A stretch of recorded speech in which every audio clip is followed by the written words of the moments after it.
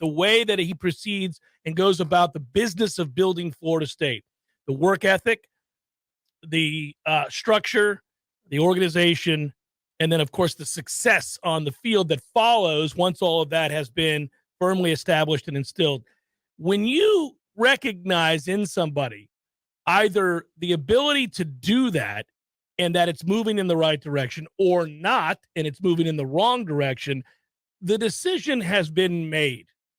Now you just need affirmation one way or the other to deal with the PR fallout, good and bad, and also to justify the funds if it's a raise, and to justify a firing and what you're going to have to pay out in addition to finding a new coach if it's the latter. But I think that they knew, even on the heels of 5-7, that they were headed in this direction. Would he have gotten this contract had they gone 6-6 last year? No. That's not what I'm saying. But I think they knew to get their ducks in a row because Florida State was about to be successful because the evidence was in place that they would be successful. I thought 8-4 successful. You thought 9-3. I think worst case scenarios, we said 7-5, maybe, I guess, with injury 6-6. But they knew the program was moving in the right direction because the things that we laud Mike Norvell for on a regular basis had been evidenced by all. He has open practices. If you cover this team, you saw the things that we talk about here and provide context for our listeners, those that don't live in town, those that are passionate for Florida State, those that care deeply about the coverage of the team because they've moved on, they've got a job, they don't have all day, every day to watch and listen to sports. They want to know, hey, are things going in the right direction over there in Tallahassee? I know the product isn't where I want it to be just yet, but do you guys get a good sense? The university is here every day. The administrators, they are there every day. We see them at practice all the time. It is fairly commonplace to see Michael Alford at practice on the sidelines, or many of his assistants and those that work in the athletic department on a daily basis. And, of course, they have interactions with the head coach on the regular. So they knew that this was likely to be where we arrive at. The announcement yesterday that the extension had been given. And people might ask, well, is it too soon to do so?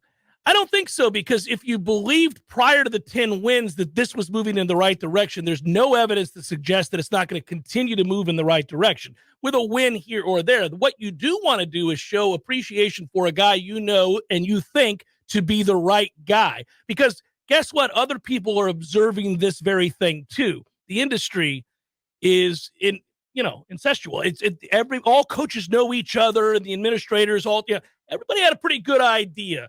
I remember Kirk Herbstreit brought this up and talked about when Mike Norvell was hired, that there was pretty much consensus in the industry that he was a star in the making, an up-and-coming coach that was well-received and well-liked. And we have friends in media who travel for ESPN and other networks and cover games around the country.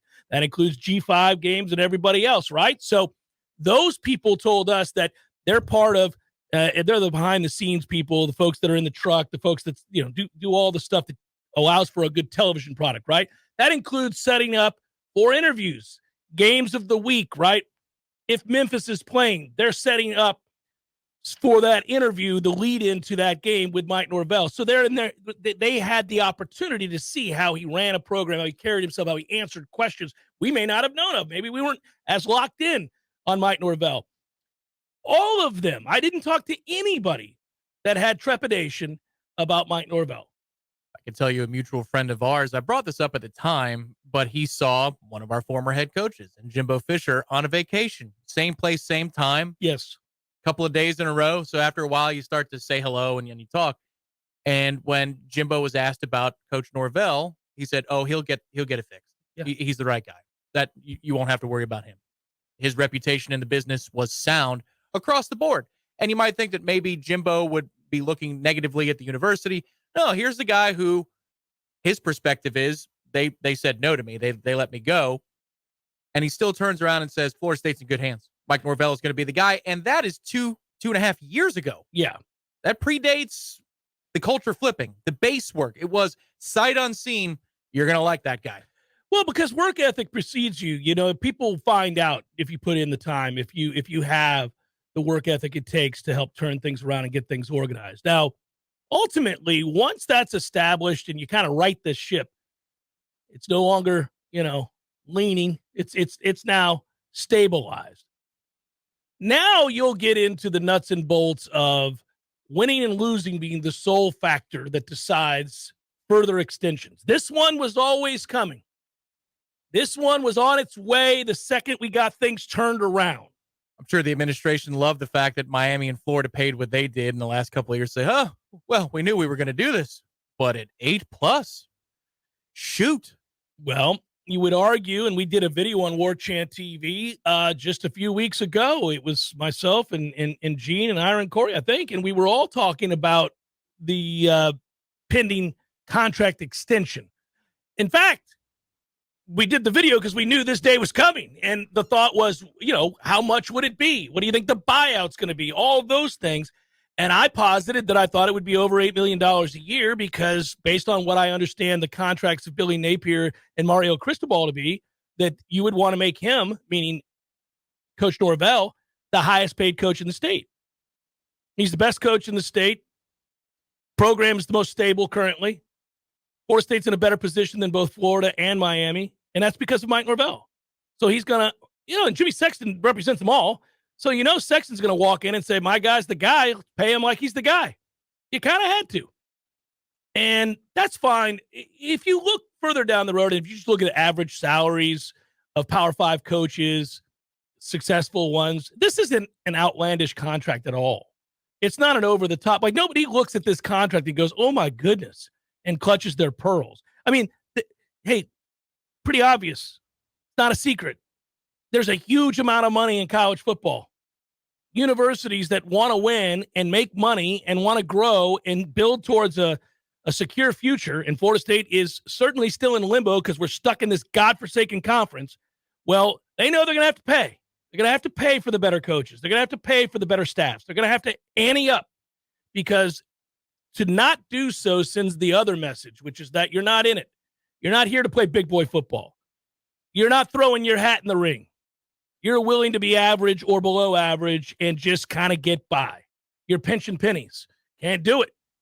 So Florida State was going to have to make this a reality. They did. I think it's the right decision. I think Mike Norvell is doing a great job.